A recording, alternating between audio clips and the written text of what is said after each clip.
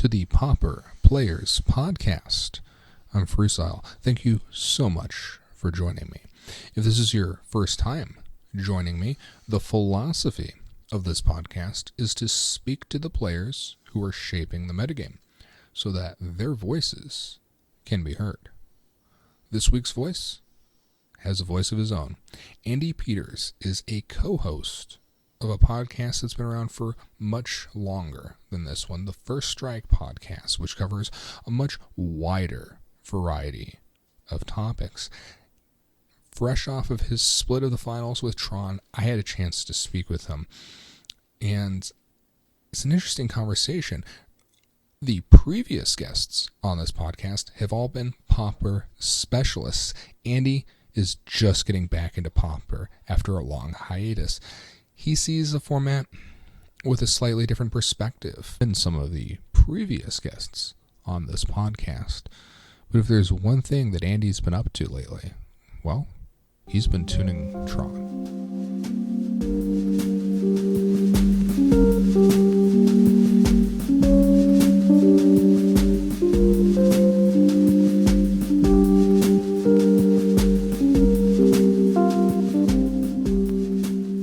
Andy, thank you for coming on the podcast.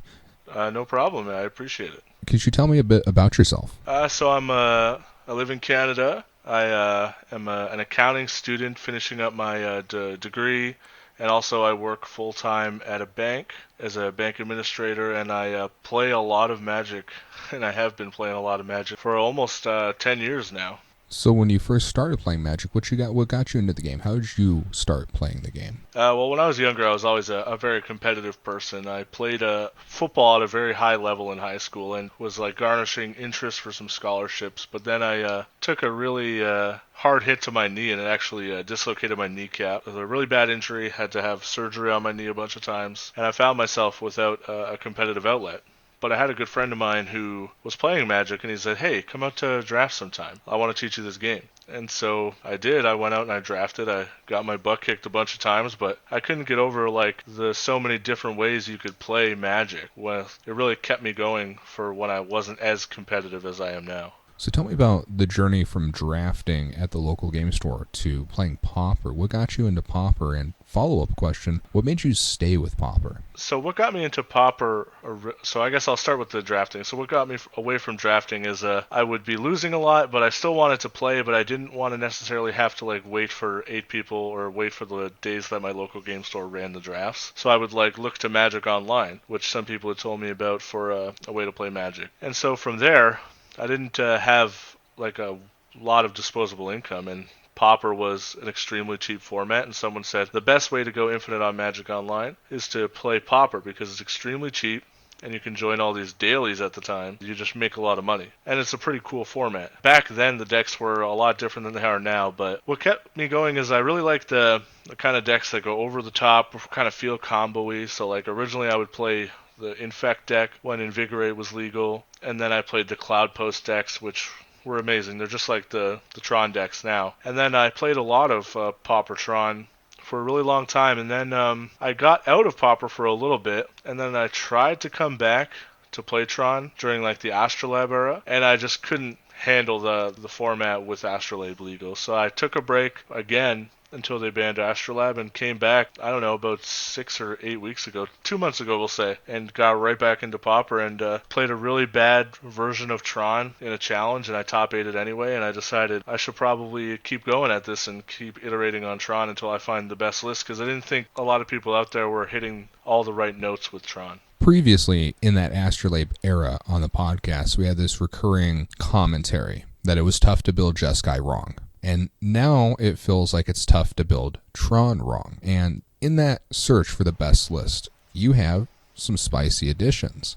I want to ask you about your list that, we split the finals with recently. You're playing Prismatic Lens. I haven't seen that before. Can you tell me why you chose that over Signets? So originally, Prismatic Lens was the go-to forever in old Tron lists before the Astrolabe fiasco. After, when I came back to Tron, I noticed that people were playing Signets and other stuff, and so I tried them, and what happened is so many of my play patterns don't fit Signet in it, and my play patterns fit Lens in it. So like sometimes if you have a map in one Tron land, what you want to do is you want to play your tap land, then you want to go like land, prismatic, map. That gives you a couple turns to draw a different Tron land so you know which one you want to search for. And it also gives you the colored mana. And what I think is most important about it is it gives you black mana and white mana, which are two things that Simic Signet cannot do. Like you could play a different color Signet, but it's hard because other than blue, your other colors are stretched so far. So I couldn't convince myself to play like Simic Signet, for example, when I have 2 green cards in my deck, or Azorius Signet if that's even... Yeah, there's one. When there's only 2 white cards in my deck, or Dimir when there's just the flashback black cards and Dinrovahor. So I decided that I think I kind of just wanted it all, and that I thought it played out well with the way that the games actually play in favorable play patterns for Tron. Okay, now you're still running the Rolling Thunder main deck, and some people have moved away from that. I see a lot of Tron players have a third Dinrova Horror instead of the one Rolling Thunder. Could you walk me through, why do you have Rolling Thunder? Is that a concession to the clock? Is that just really good right now? Could you tell me about that? I would describe it as a bit of both. So I actually think I'm a very fast Tron player. I don't need the Rolling Thunder for time consideration at all. But I really like it because what happens against a lot of these like white-red decks, against elves, against Affinity, you really just want something to go over the top with all your mana, and even just like killing 3 things is enough. So like you buy time with your moments pieces against like a deck like Affinity or a deck like white red and that stuff, and then eventually you're like, if you don't draw well, you don't have a way to like break parity that easily. Like sometimes you could like, I don't know, mystical teachings for a card and try and get back ahead slowly, but it's a little slow. And so what I found is that Rolling Thunder is just one of the best cards to handle that problem. And another thing is in the Tron Mirror, people don't play counter spells that can counter Rolling Thunder that often. So there's maybe one, it's not Syncopate, but it's the same kind of thing, counter X. And the Condescend. Condescend, yes, thank you. And that you just kill people in the Tron Mirror with it sometimes, because it's a lot of draw go, because it's all about positioning. If someone taps out at the wrong moment, you could just get like double bounced with Dinrovahor, so people kind of want to slow play it a lot. And so I thought Rolling Thunder was a good way to like, okay, we'll both slow play, maybe we'll chip in a couple, and then I'll Rolling Thunder you for all 20. And I thought that coming up enough was worth it, and honestly, I've never regretted the Rolling Thunder in my list. It's been very good. So that sort of walks through, to me, the main differences that you have in your main deck from the other Tron players. I will observe that you have a 2-2 split between Stonehorn and Moments pieces. Have you ever wanted more of either of those? So I sort of hate them both. Stonehorn is basically just a concession to Affinity because they can produce like a lethal clock every turn of the game pretty much. And so I thought I have to have this card in order to beat them. And also Elves. Elves is the other reason, and Boggles. Because they produce lethal so many times that you can't fog them out easily enough. And if you're like, oh, well, you could blink 2 mnemonic walls and that, I just thought it's probably better just to have a couple Stonehorns to complement that. And Moments Piece, I don't want to draw that often, but sometimes it's one of your most important cheap cards. So I decided to play a split of 2 and 2, even though I don't really like either of them, but I think it's a necessity for like that range of decks. The Affinity, Elves, yeah, those 2 decks are the keys for that. Oh, Boggles, sorry. No, when you say you don't like them, are there cards you'd rather be playing with? So the problem is, so I don't like them because they're bad in every other matchup. I hate playing cards that are like that narrow, but the thing is, you can't solve that problem, like the problem of those 3 decks, by just stitching together and like kind of putting a couple instants in. I think you actually have to like have a committed plan, because you are going to play it about once or twice a tournament, and they're pretty consistent at what they do. So I think you have to have this like full 4-slotted essentially game plan against these decks in order to beat them. Yeah, that makes sense to me. And thank you for that elaboration.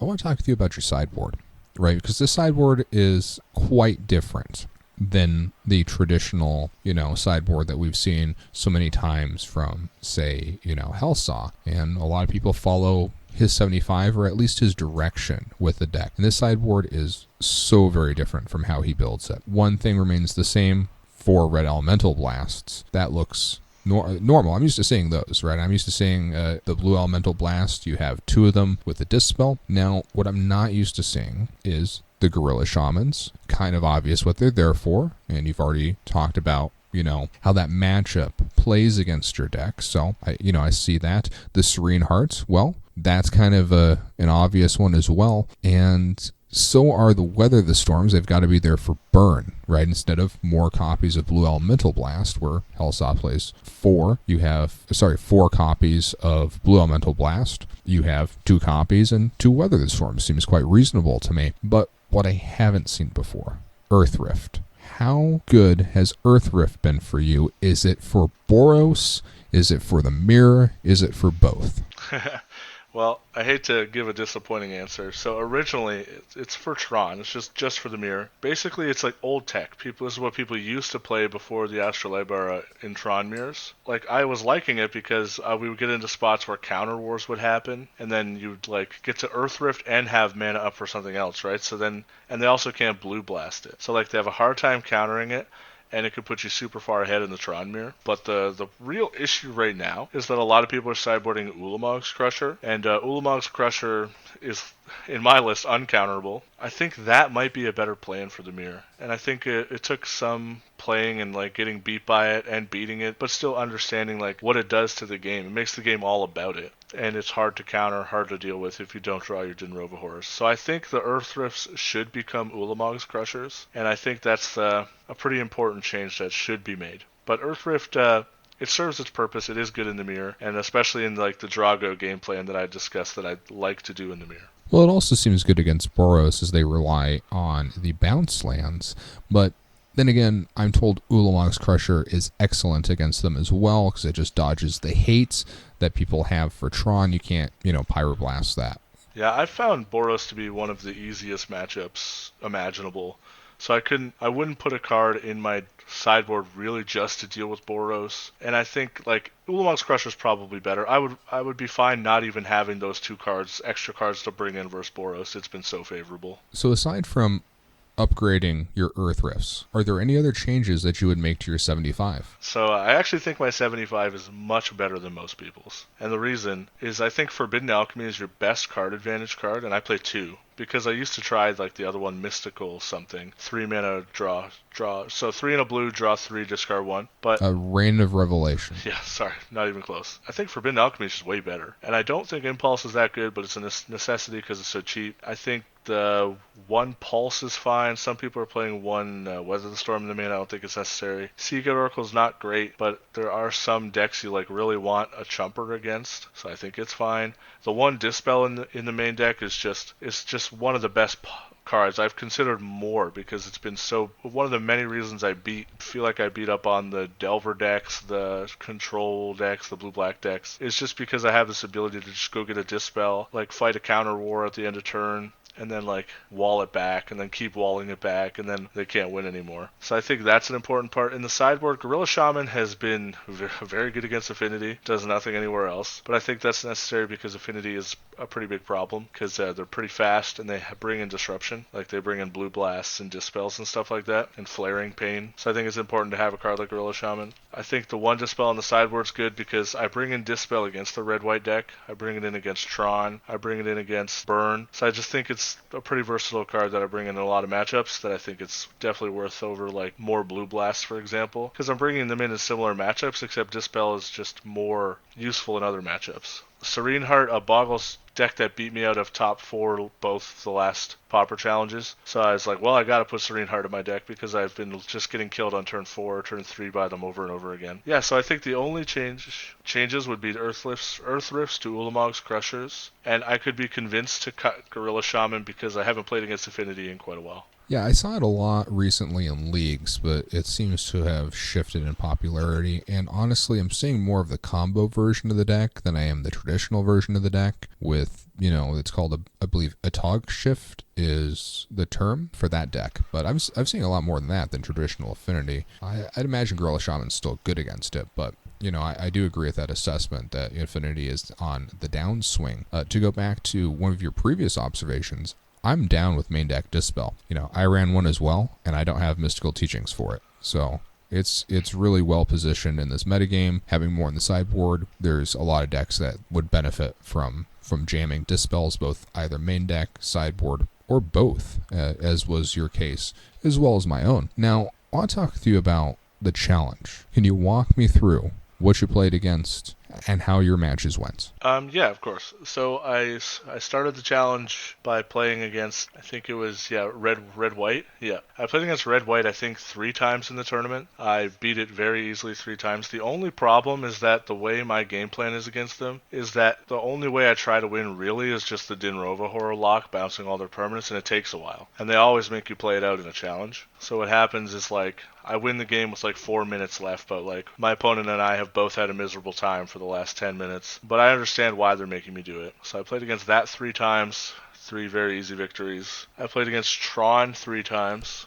I'm sorry, when you said red-white, I don't mean to interrupt. Do you mean Bully or Monarch? What flavor of red-white? What did you call them? Boros Bully is the deck with Squadron Hawks, and Boros Monarch is the one that, has the Monarchy and Palace Sentinels. I guess they both play Palace Sentinels. Sorry, one of them plays Value Birds and Prophetic Prisms and Golden Egg, and the other one plays Squadron Hawks, Seeker of the Way. I played both. So I played the one with Squadron Hawks twice and the one with Prisms once.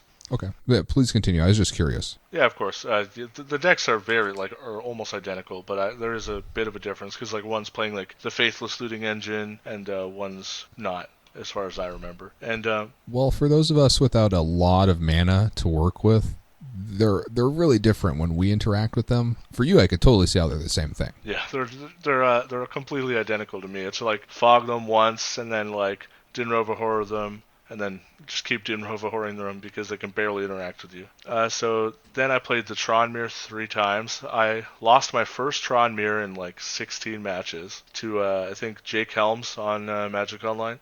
He's the one who Ulamog's crushed me, and I was like, I should probably be doing that. Because, like, my hand's insane. They can't possibly beat me with anything, and then the Ulamog's crushed me, and I was like, yeah, I guess I'm just dead. And so they kind of taught me a lesson there, because I had it all. I had early Tron. I had tons of card advantage. I had lots of ways to interact with my opponent, whatever they did, except for Ulamog's Crusher. And then in the top 8, I played against red-white again, I believe, and then I played against a blue-black deck, which I think blue-black might even be better than red-white to me, because they are very slow, and they don't get ahead on mana because they're using like the Mystic Sanctuary lock thing. And what happens is you just out-mana them, you just play draw-go, and you keep playing your card advantage spells, and then you get into a spot where you play a Muldrifter. They have like 5 lands, which means they can only have like 2 counter spells. You counter both their counters, or you could play another threat instead. It basically you just easily can outmaneuver them. And so I beat that. Actually, I only played Tron twice in the tournament. I do apologize. I played against one Delver deck, Scred. And I thought, and that matchup went pretty well for me. I drew very, very well. They're in a similar spot to Blue-Black, except if they have a clock, then things get weird. If they're like the Fairies version with just a bunch of 1/1s, I think I'm pretty favored because you just get to the late game where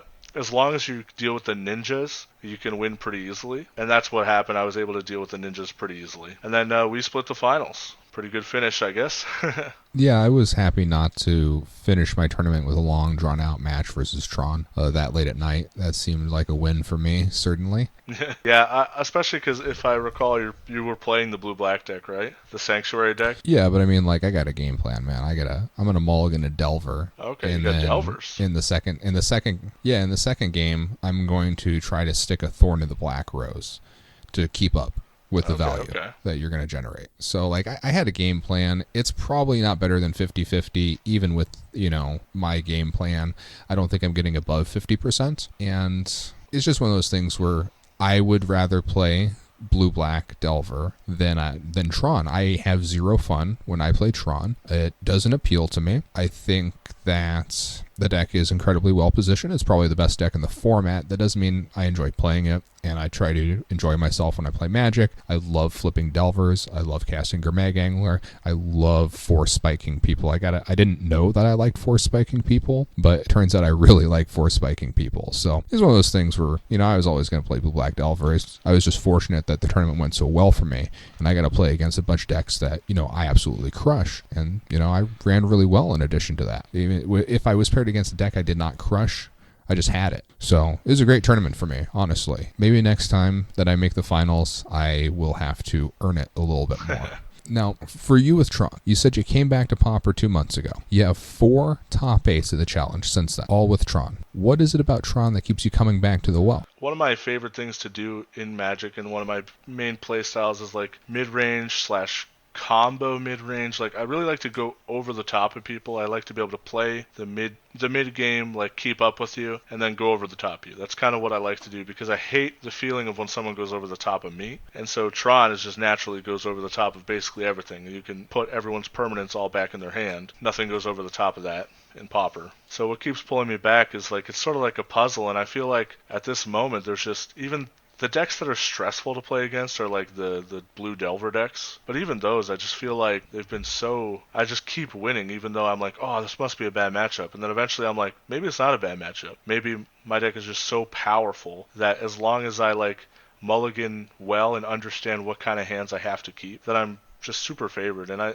in a spot where I can only play Magic a lot on the weekends, and in particular on Sunday, because sometimes I work Saturday, and so the Pauper Challenge was just like the best thing I could do to play competitive Magic on Sunday. And so in the last 5 weeks, I've been fortunate enough to just keep top 8ing. I've top 8ed 4 times in the last 5 weeks, all with Tron, and I think it's got to, if it's not the best deck, then I don't understand how it's not, because I don't feel unfavored versus anything except maybe Boggles. I guess Burn's probably not favored because they're such a huge favorite game 1 that even though you're a huge favorite game 2 and 3, they still get the edge because game 1's like exponentially more important than game 2 and 3. So I just keep coming back because I get to play the kind of Magic I want in a competitive setting. I enjoy the deck. Yeah, it's got to be, at worst, top 3 decks in the format right now. The only thing in terms of raw power that I can see in terms of playing devil's advocate, I do think that the Familiars deck is quite powerful as well. So that deck sort of abuses a lot of cards and Ghostly Flicker and Ephemerate, which, you know, Tron's doing as well, but it also has that Mystic Sanctuary value, and Mystic Sanctuary is quite the Magic card. So I'm not quite sure which of those two in a vacuum is actually, in my assessment, the best deck in the format, but realistically, the worst that Tron is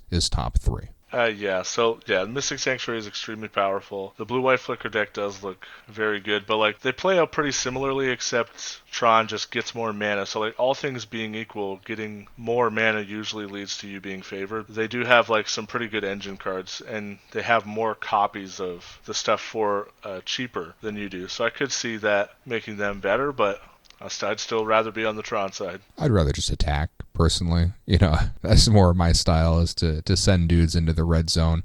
Although, if this were not online, I think I would enjoy the Blue-White Familiars deck, because I could establish a loop and just explain to my opponent, hey, you are finished, as opposed to clicking my mouse 10,000 times in order to win the game.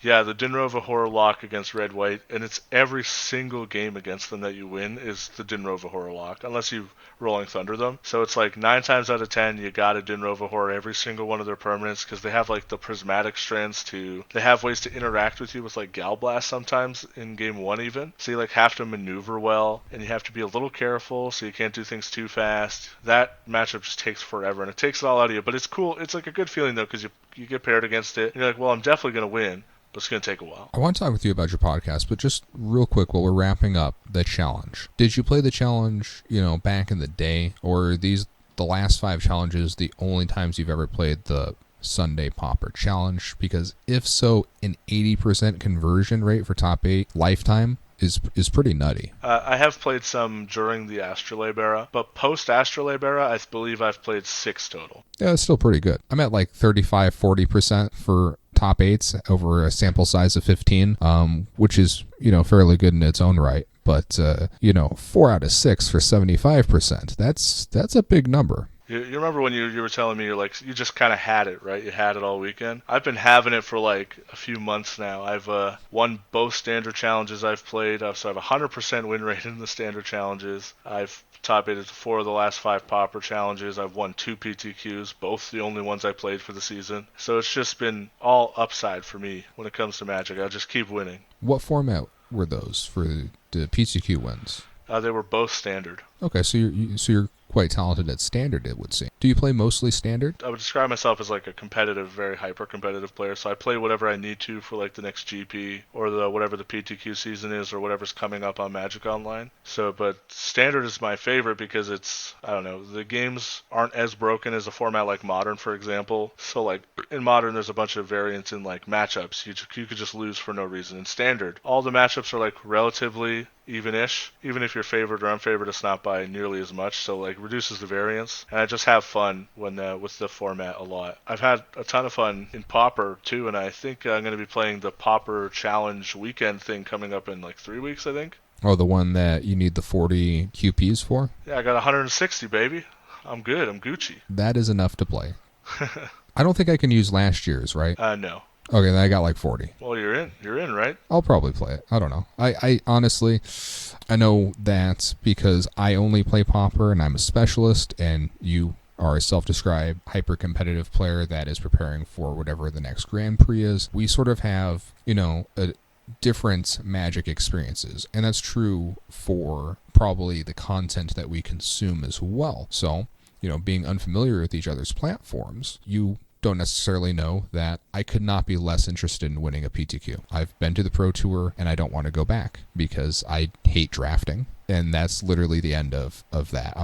There are some ways which I'm a simple man, right? Like there are some ways which I'm a complicated person. There are other ways where I'm just a simple man. And I hate to draft, so I don't want to go to the Pro Tour because they're gonna make me draft. So, but that does sound like very much familiar, very much what the type of player that I used to be about 10 years ago as a younger man. That all sounds intimately familiar. Now, tell me about the First Strike podcast.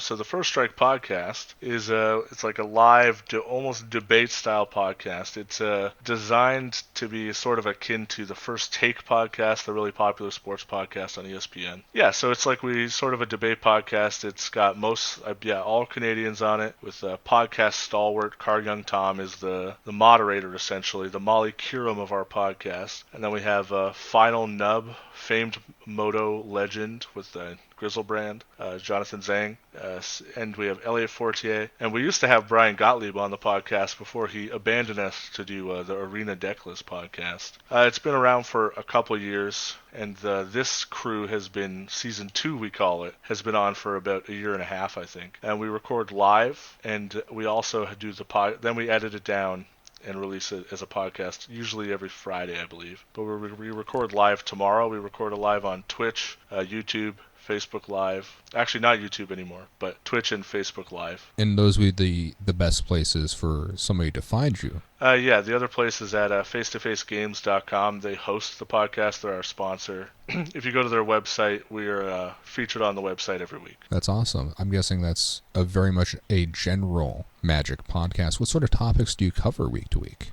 It's usually sort of like what's going on in, I guess, competitive Magic is what you'd call it. So like we go through tournament results of ours, if we have any, or things we want to talk about, and then we talk about some of the issues that are going on in Magic, or some of the debates, like who should be invited to the Mythic Invitational, are these like discretionary invites a good thing or not. We get into like these topics and our opinions and our feelings about them, just to kind of get a better understanding of maybe some people were like, I'm not really sure how to feel about this, and we can hopefully give them a perspective on how we feel about it and why we feel that way about it. So we talk about like the current topics of the week, new cards when they come out, and I'm sure we'll be talking about my Pauper success because it's been sort of outrageous. Certainly going to be talking about also the other challenge and what's upcoming. Like there's the standard PTQ on Arena this weekend, the Pauper Championships, which one of my good friends is playing in. Oh, who would that be?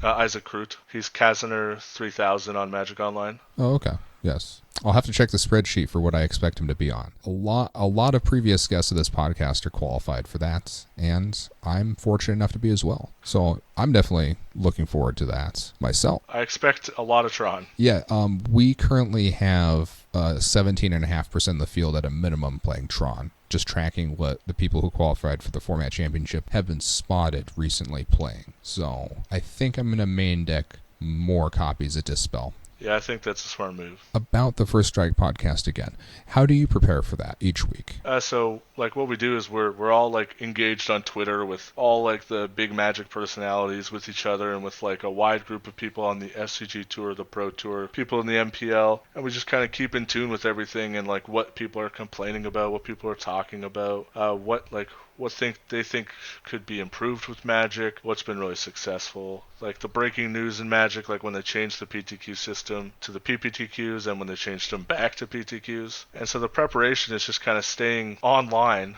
being on Twitter, engaging with like the people I know in the MPL, the people I know on the SCG tour, people I know playing GPs and stuff like that, and just kind of making sure that we understand not just the perspective that we have where we sit, but also the perspective of the people who perhaps would be more involved and more affected by the decisions. And then we talk about it on the show, just get some show notes, tells us what we're going to talk about, and then we form our opinions on that. So essentially you follow the conversation in order to have a conversation. Exactly, yeah. Well, that makes sense to me. Do you think Pauper needs bans right now? That's kind of what I want to hear from someone like you, who I would consider to be an expert of Pauper, when I'm sort of just like an expert of a deck in Pauper, you know what I mean? Like I understand Tron and how it interacts with everybody, and so like when you told me like, Boros, the two Boros versions are different, I was like, what? They're not that different, they're almost the same thing to me. But you kind of have a better understanding. So I want to know if you think that Tron needs to be banned. Well, for me, they are different. On Blue-Black Delver, for example, one of those decks I take out my Delvers against, the other one I leave them in. One of those decks I bring in Nausea against, one of those decks I don't bring in Nausea against. One of those decks, Echoing Decay is an all-star. One of them, it's average against. So depending on how you interact with different decks, they can become very different. When it comes to format health, I would have preferences. And I just want to state that these would be preferences. I don't necessarily think very strongly that certain changes are needed, right? Now, if someone were to show me some data and say, this many copies of Urza's Tower have been in this many tournament top 8s, and that is this percentage more than, Mystic Sanctuary, then I'd be like, oh, well, you got a great argument going there. These are just preferences and suspicions. I suspect Mystic Sanctuary might be too strong. I would prefer to see Ephemerate go. I wouldn't mind seeing Ghostly Flicker go at all. And I hate Tron very much. I hate playing against it. I hate playing it myself. I've never had fun either playing it or playing against it, and that's not a good argument for why something should be banned. But I just think there are things that are good for the game, and I think there's things that are bad for the game, right? I remember talking in my first episode with my first guest, Nasty, about the same topic, and the example that I used then was simply if you go to your local game store and you're a real jerk to a new player, that's bad for the game. But if you're, friendly and welcoming to new players, that's good for the game. That'll grow the game. I just don't see how someone who's coming into Pauper as a format and plays against Tron and gets locked out of their combat steps just completely for the rest of the game, or gets their entire board bounced back to their hand. I just don't see a certain percentage of those players sticking with the format. Probably just going to nope out after that experience. Now, what percentage of players that is, I'm not qualified to speak to. These are just preferences and suspicions. These aren't things that I think that there's, say, data for, right? I don't think that I'm not making arguments for bans. That's not how I'm choosing to answer this question. I just would have preferences based off my own experience, which is limited. That's my 2 cents. What about you? What are your thoughts on this subject? So Tron does have what I would consider to be like a toxic play pattern to it, where like it's not fun, it doesn't have a loop, it's like not deterministic. So like sometimes people can feel like they have a chance when they really don't have a chance the whole time. I don't know. I think my experience is just so vastly limited, I would say, compared to yours. But my guess is that Tron is okay for now, and if it gets much worse, or even like any at all worse, then they could consider banning like a card from it. Ghostly Flicker at this point is like just one of the complete staples of Pauper. It's like one of the backbones is like Ghostly Flicker decks. It's been around forever, back in like Cloud Post days even, I think. Maybe I just would love to see it stay, but I could see Ephemerate going instead. Tron will still be very good without Ephemerate, but it would obviously get a little worse, so I think maybe that's enough to make people feel better about it. So I could see it getting banned. Currently, I wouldn't ban anything. I think decks need to try a little harder to beat Tron. Like Graveyard Hate. Nobody plays Graveyard. You play a Relic or Progenitus? Oh no, a lot of people do play Graveyard Hate, and it's actually not good against Tron. I think it's very good. Well, it can be. It depends what flavor of Graveyard Hate you're utilizing. For example, Relic of Progenitus is a joke against Tron, whereas Bajuku Bog is pretty decent. That's strange. I found Relic to be one of the hardest cards to play against. Like a red-white deck, like a deck that puts a clock on you and then plays a Relic, has been one of the hardest things to beat for me. See, that's different. That I understand. Yes, if you have a clock and a Relic, then the Relic can be strong, right? But the Relic as a standalone card is what I meant to say. Just as like, I have this Relic. Well, that's not going to do it, bud. Yeah, there's almost no decks that don't put a clock on you, though, right? And so I think if they don't put a clock on you, they better be going over the top of you somehow, like blue-white flicker, or they're going to have a hard time beating you anyway. Like, I like your plan because you have Delvers, but I think Nihil Spellbomb or whatever, I think those would be good against me. I've found them difficult to beat because just the way the games play, especially Relic, actually. It's odd that you thought it was not good, but from my point of view, it's been so good against me. Well, what's interesting about that is that's not my opinion because I'm not a Tron player. That is Helsaw's opinion. And he actually went on a huge rant about it when he was a guest on the podcast about how people are hurting themselves by playing Relic, how the card itself is unplayable in Pauper. It's actually a very interesting rant. I would encourage you, if you have the opportunity, to listen to that episode because it's just for the Relic conversation alone. I think you'll find that fascinating. Also, probably the most acclaimed of the Tron players at this point, certainly in the last year alone. It's his list most people are copying, and it's a very interesting opinion. And for the record, he also thinks Tron should be banned, which I think's hilarious because, rarely is someone winning so much with the deck and also saying, take these cards away from me. To his chagrin, no one's listened to him. Now, you used to play Pauper back in the day. Yes. And you came back and you're playing Pauper now. In your time playing Pauper, what is your favorite deck been? It's really tough because there's like one deck that I enjoy playing more, and then there's a deck that holds like a nicer spot in my heart. So the deck that I enjoy playing the most is Tron, which I'm sure you'll have no understanding of where my head's at when I say that, but I enjoy playing it. Well, we have different tastes, Not everyone has the same taste. The deck that's closest to my heart is the first real Tron deck I bought into on Magic Online, or not Tron, sorry, Pauper deck, is the Mono Green Infect. And I loved it because I remember I would just be sitting in this house full of roommates, and I'd be like, guys, I'm just constantly farming money playing against people with this deck because the deck was incredibly fast with Invigorate, and at the time, a friend and I had what we felt like broken the mirror, which is just playing 4 Corpse Cur and just blocking all the time and take out all your bump spells. And I just remember it felt so easy to win constantly, and it was the first time I felt like I was ahead of the game in Magic theory even, because I was still pretty new then. And so that deck will always hold a really tight spot in my heart, especially because there's a good friend that we kind of came up with the idea together with. I understand that feeling. I've had it before in the past as well, just knowing that I know every card in my 75 is correct. It's a nice feeling. Thanks for sharing that with me about, your history with the formats. I'm going to start wrapping up here. We have 2 weekly segments, the first of which is Play of the Day. En route to splitting the finals, what was your Play of the Day? Well, most of the sweet stuff you do with Tron involves bouncing all their permanents and you win with them having nothing. But the play of the day for me was definitely a match against, I think it was Jake Helms, where he played an Ulamog's Crusher. I bounced it with Din Rovahor. He replays it. I Rolling Thunder it. He replays another one, and then I just race it. I just let him attack me, take 8, attack back for 4 and a Muldrifter. He attacks, I attack back, and I'm losing all my lands, I'm losing all my permanents. All I have left is 1 counter spell, and then I go for lethal and have the counter spell, and it was just, to me, Rolling Thundering and Ulamog's Crusher was definitely the play of the day. That sounds pretty sweet. Now, when I broke down my challenge run, interviewing myself, I shared my play of the days for this tournament, but I forgot a sweet one. And that was being busy in the kitchen making dinner. I was making a week's worth of spaghetti. That way I could have dinner for the week on that meal prep life. And I asked my partner, who am I paired against? When I was told, hey, your round started. I said, who am I paired against? Because, I knew some of the players in the top 8. I knew Birdman, I know Paulo, I know Modern Monkey, all previous guests on the podcast, people that I talk about Pauper with on a regular basis. I just asked, who am I playing against? I was told Modern Monkey. And so I was like, all right, well, he can wait because I'm making spaghetti and he's Italian, so he will totally understand. And he did. He not only did, he thought it was funny that I made him wait. That way I could finish making spaghetti. So it's just one of those things, where sometimes you know someone well enough that you know their sense of humor. And I'm gonna use that one this week for my play of the day. I love it. Moving into the other weekly segment, what is your Silly Slivers ability? All right, so I put a lot of thought into this. I've been trying to break down. I looked at images of all the slivers. And I tried to think, what do these slivers need to be better? And I thought they were very well equipped to give hugs. So I thought ETB sliver gives a hug. They got those knives for arms, but they have warm hearts, and they'll give you that sweet embrace. All slivers do have a sweet embrace.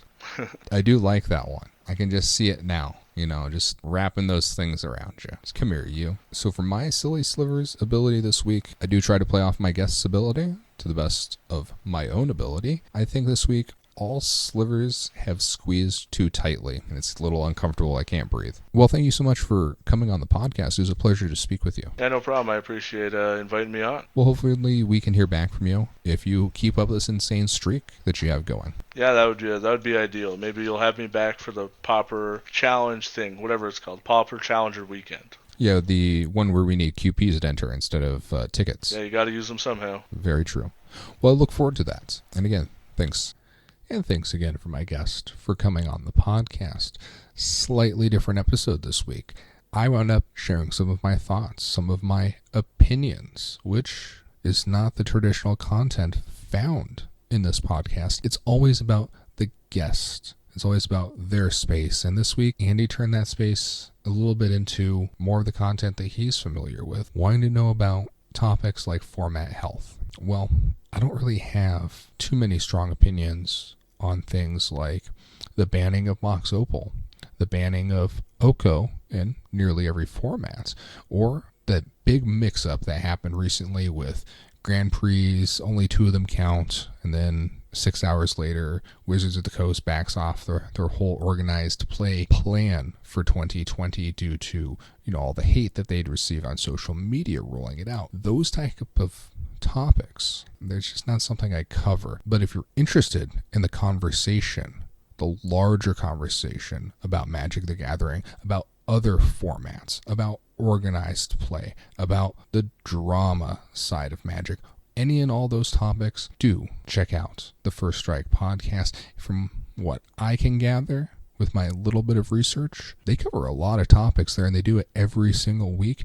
And having multiple hosts allows for multiple perspectives. So if you enjoyed Andy's take on Pauper, curious about what he thinks about other things, why not start now? Why not go check him out? And now a note to end on this week. A lot coming up on the podcast. The Format Championship just took place. I participated, but turns out at a championship event, you really have to bring your A game if you want to do well. Turns out if you bring your C game, you might take something like 30th out of 40 players. We'll get into my tournaments when I have the opportunity to speak with the top 4 of the championship.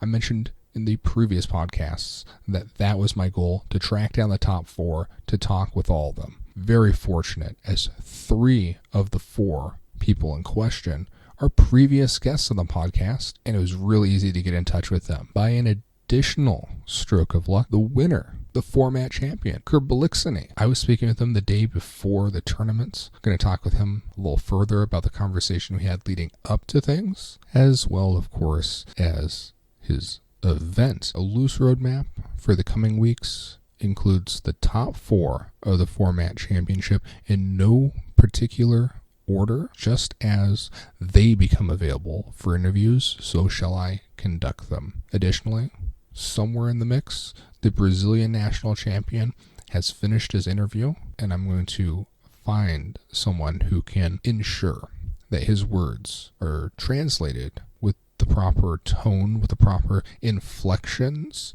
that Google Translate really can't muster. So going to borrow the talents of a different Brazilian to bring his words to life in an effort not to talk to myself for 40 minutes on this podcast again. Additionally, do have an exciting interview with a content creator whose work is not limited to Pauper, but is known for the spiciest, the most unique Pauper decks that, frankly, anyone is making out there. That is going to be the next 5 or 6 episodes for the Pauper Players podcast.